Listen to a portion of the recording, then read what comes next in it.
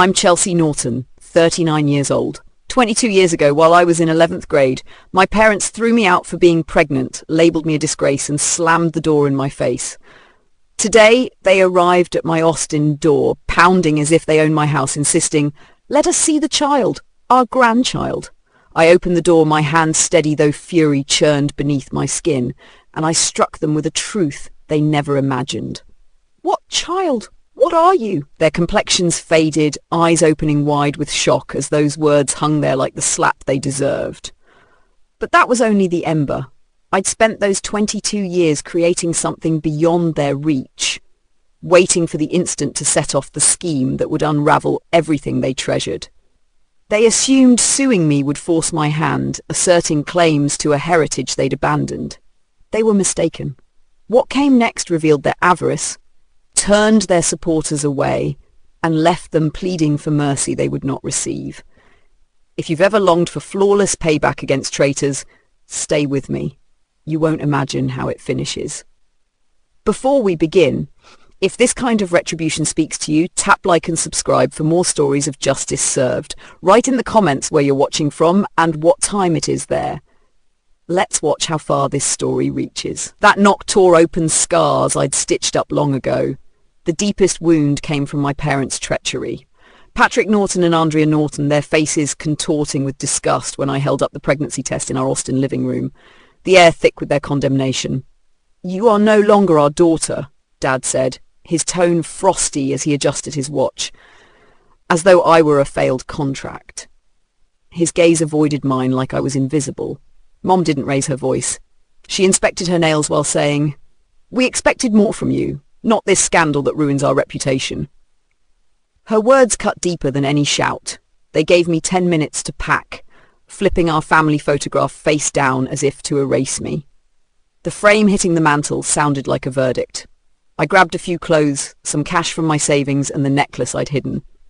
The door shut behind me with finality, leaving me in the Texas night alone. Then came Derek Sloane's abandonment. The boy who had whispered promises under the prom lights, whose hand on my waist had felt eternal. "Then out," he said when I first told him on the phone, his voice steady at first, but days later his number was gone. His parents' lawyers sent a letter denying everything and threatening legal action if I contacted him.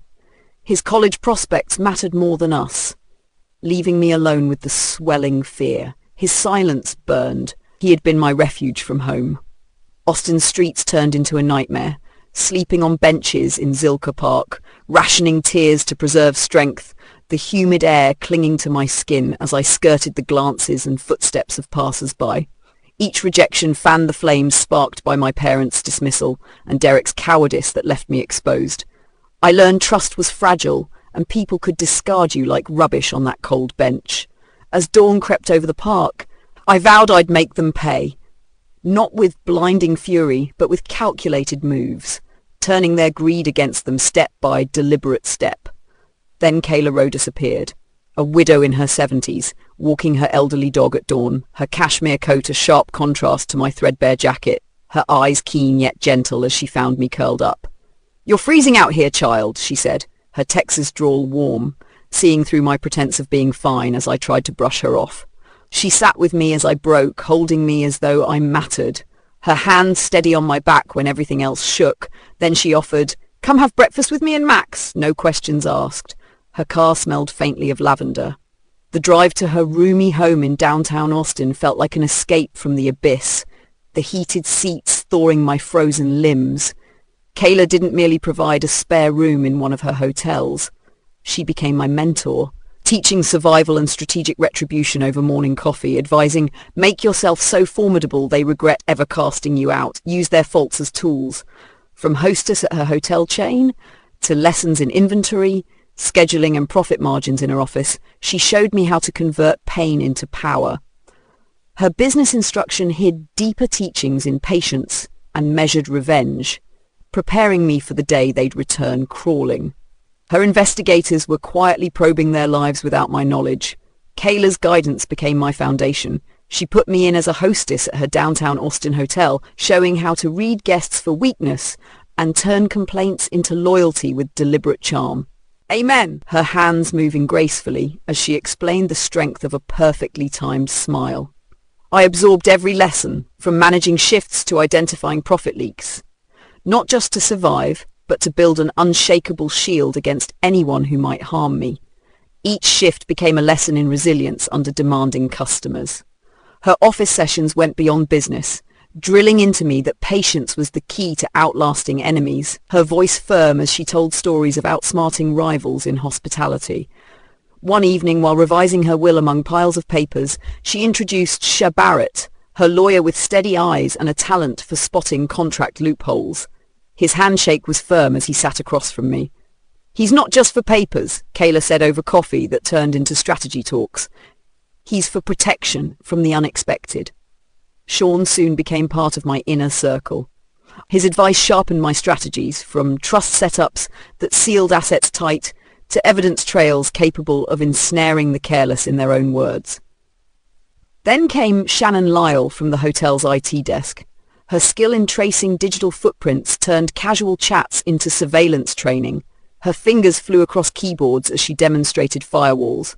We bonded over late-night system glitches, her teaching me to monitor without leaving a trace. I was assembling a team that felt like armor against the ghosts of my past. When the miscarriage struck, leaving me hollow for weeks, Kayla guided me through an adoption process at a Texas shelter. Her contacts sped up the paperwork as we made our visits. That's where I found Austin Norton, a baby with curious eyes mirroring my resolve. His tiny hands clutched mine as if he already knew our bond. I named him after the city that broke and rebuilt me, raising him with love, but also as a strategic piece, enrolling him in coding camps early to sharpen his mind into something undeniable. His first program at 8 was a sign of the potential I was nurturing. His quick grasp of tech, building apps by 10 that solved real problems, was no accident, but design. I knew that one day his success would lure them like moths to a flame, their envy making them weak. Kayla wove everything into preparation. Her will became a fortress, with clauses barring abandoned blood from claims. The safe's code was tied to Austin's adoption date, a symbol reminding me daily. Video recordings she made in her study captured her warnings about greed's blind spots, her face serious as she spoke into the camera about cowards who discard family. We practiced scenarios over dinner at her home, her role-playing their excuses with uncanny precision to train me for counter-moves. Her laughter was sharp when I nailed a response. I built my empire brick by brick, from expanding hotel operations to investing in Austin's booming tech scene. I stood tall enough to cast shadows over their lives. Each success was another step in the plan she'd helped design. The trap was set and they walked right into it. I began by feeding stories to Austin tech blogs about Austin's breakthrough software that optimized hotel operations, crafting anonymous tips with enough detail to make coverage go viral in business circles where executives like my parents lurked. Within hours, the pieces exploded online, headlines declaring local whiz kid transforms industry overnight. Thousands of shares and comments rolled in, and I tracked every one, knowing the echo would reach them through mutual contacts. Days later, a high-end tablet arrived at my desk wrapped with a card from my parents. "For our talented grandson. Time to reconnect." Their words were a thin disguise for their true motive, testing my defenses. I shipped it back with a note feigning emotional turmoil. "This brings back too many painful memories." My handwriting shook deliberately. On their follow-up call, my voice wavered just enough. "Why now, after all these years?" To make them believe I was fragile, ripe for their push. Shannon dove into their online patterns immediately, her tools pinging every query about Austin's name from their IP addresses. She captured screenshots of their visits to Texas family law forums and inheritance claim pages. We catalogued everything meticulously, from encrypted chats with Derek about leveraging the kid's fame for our share to browser tabs on private investigators. My denials only fueled their fire. Each "I can't do this right now" message made them press harder, escalating to voicemails promising reunion funds, if you'll just talk, and more packages, custom tech gadgets engraved with family crests.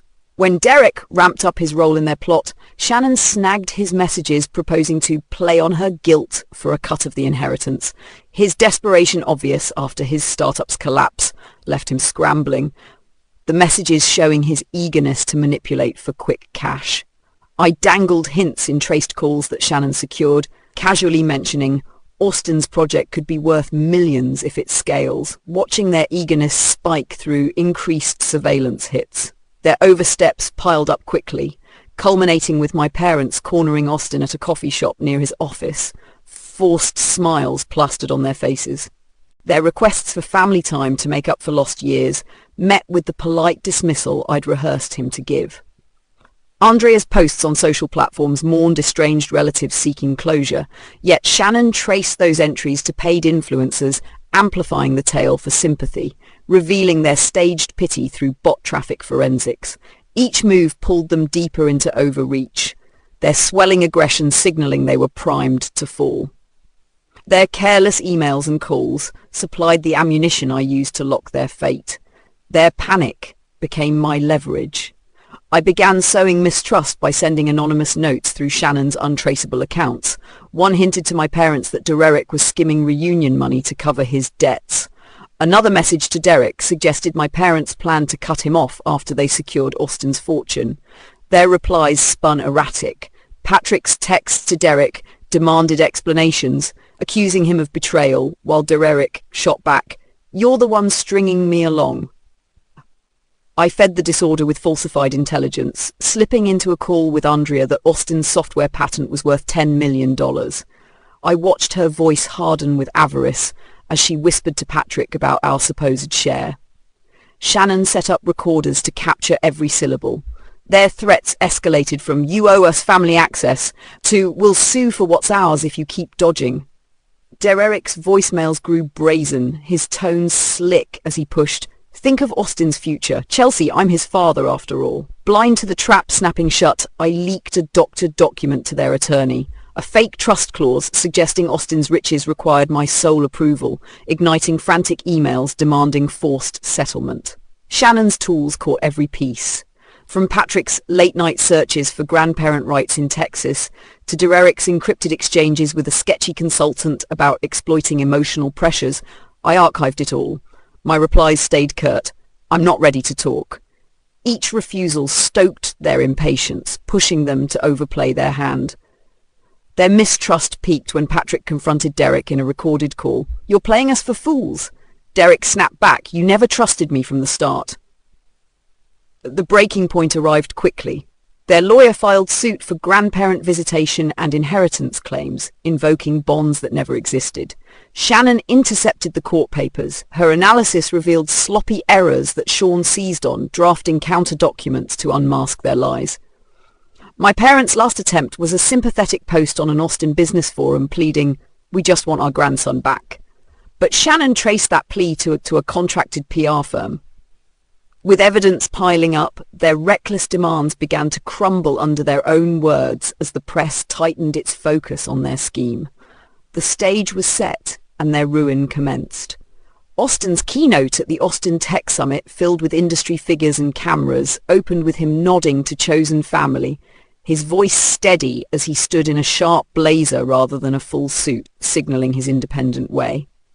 I'd coached him to speak broadly about loyalty over blood, setting a tone that drew eyes to the front row table where my parents, Patrick and Andrea Norton, sat beside Derek, their polished looks hiding the greed I'd baited. The screen behind Austin burst to life with Kayla's recorded message, her expression commanding silence as she declared, "Family is those who stand by you, not those who claim you when you shine." The crowd leaned forward, my parents' smiles tightening as she called out, "Cowards who abandon their own." Her words targeted those who'd left me. Then came the legal blow. Sean stepped to the mic with a folder, his voice clinical as he displayed the document they had signed 22 years earlier, projected in bold text. "We, Patrick Norton and Andrea Norton, relinquish all rights to Chelsea Norton and any offspring, born or unborn." Gasps ran through the hall, phones lifted to capture their signatures. undeniable and damning. Then emails and Shannon's intercepts flashed on the screen, revealing their plot to exploit Austin's fame and Derek's plan to press on guilt for millions. Their own messages laid bare the conspiracy.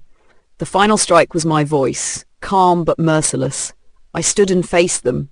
You demanded my child, but there was no child. Your cruelty drove me to a miscarriage, and Austin is my adopted son, not your blood. The room erupted in whispers, their faces crumpled under the weight of truth. No grandchild to claim, no fortune to seize. Security moved in as Sean announced emergency restraining orders. They were served on the spot, Patrick, Andrea and Derek barring contact. Their humiliation broadcast live across Austin tech feeds. I watched them led out, heads bent under the crowd's judgment. Satisfaction settled cold and absolute inside me as their house of lies collapsed publicly. Their downfall was only the opening act. The fallout from the summit spread like wildfire across local networks. Clips of Patrick and Andrea escorted out amassed millions of views on social platforms within days. Their small real estate firm lost 3 major contracts overnight, clients citing reputational risk as the video trended under hashtags exposing their greed.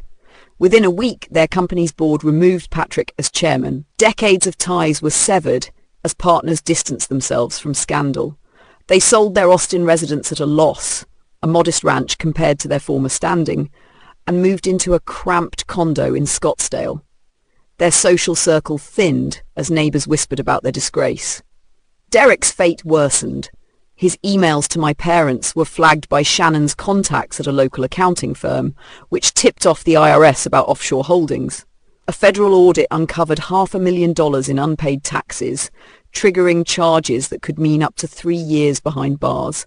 I granted no mercy. I remained silent as their worlds unraveled.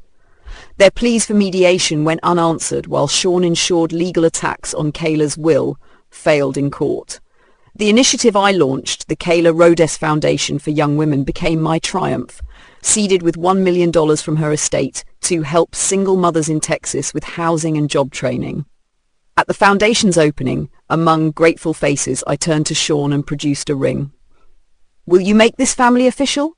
I asked, my voice steady. His grin was wide as he said yes, Austin cheering beside us. The foundation's first grant went to a 19-year-old coder with her toddler, her eyes bright with hope I had once lost. Revenge served cold taste sweetest, a lesson carved into my bones. Protect yourself by building a life so resilient it outshines those who tried to break you now.